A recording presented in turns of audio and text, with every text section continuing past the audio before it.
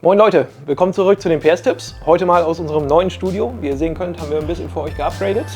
Thema für heute ist einmal Gebläsemotoren und die schauen wir uns jetzt mal genauer an.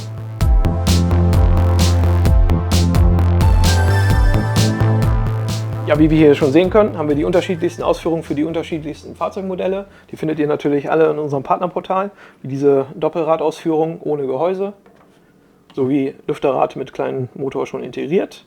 Einzelne Motor ohne Lüfterrad, falls die mal ausgetauscht werden sollen, so wie diese Version, da können wir auch sehen, dass hier eine kleine Klammer dran ist. Die dient der Auswuchtung, damit die Vibrationen minimiert werden können und der Rotor auch schön lange hält. Es kann mal sein, wenn man einen neuen Artikel bekommt, dass keine Ausgleichsbohrung oder eben diese Klammer vorhanden ist. Das ist aber nicht schlimm. Das kann sein, dass sie bei der Fertigung so gut waren, dass sie nicht ausgewuchtet werden müssen. Also da auf jeden Fall nicht nervös werden.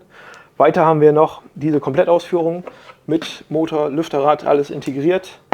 Hier sehen wir auch einen Steckeranschluss. Da sind einige Stecker dran, das heißt, es ist eine neuere Ausführung, die über Pulsweite gesteuert wird. Das schauen wir uns aber jetzt mal genauer an.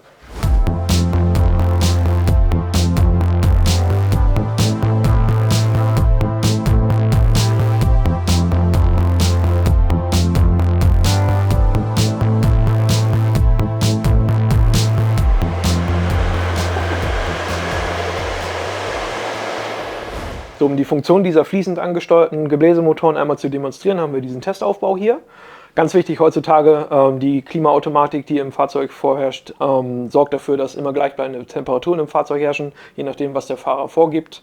Und deshalb, wenn ich jetzt hier beispielsweise den Duty Cycle einmal erhöhe, kann ich stufenlos unseren Gebläsemotor einstellen. Der arbeitet dann zusammen mit den Temperatursensoren im Fahrzeug, um eben genau abzustimmen mit den Heizventilen, mit dem Gebläsemotor, mit der Klimaanlage, dass die Temperatur auch immer gleichbleibend ist. Bei den älteren Modellen, da hatten wir ein bisschen rudimentäreren Aufbau mit so einer Widerstandsgruppe, den zeigen wir jetzt auch nochmal genauer. Okay, hier haben wir unseren zweiten Aufbau.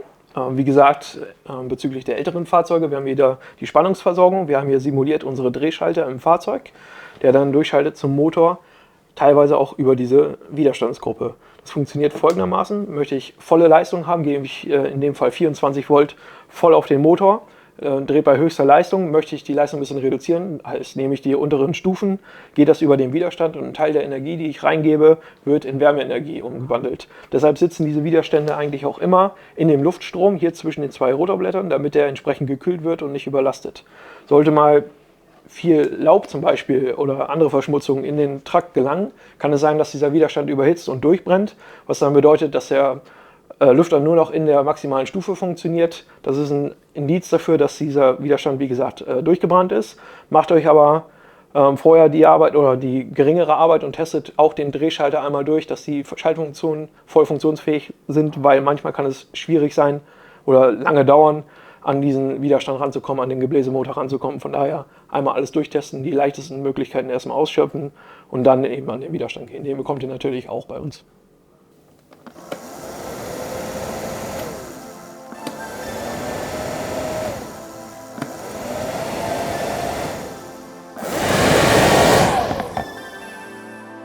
So Leute, ich würde sagen, zum Thema Gebläsemotoren soll es das für heute gewesen sein. Mal wieder ein bisschen kürzeres Video. Falls ihr zu den ganzen Variationen und Funktionen noch Fragen habt, könnt ihr euch auf jeden Fall an unseren Helpdesk wenden.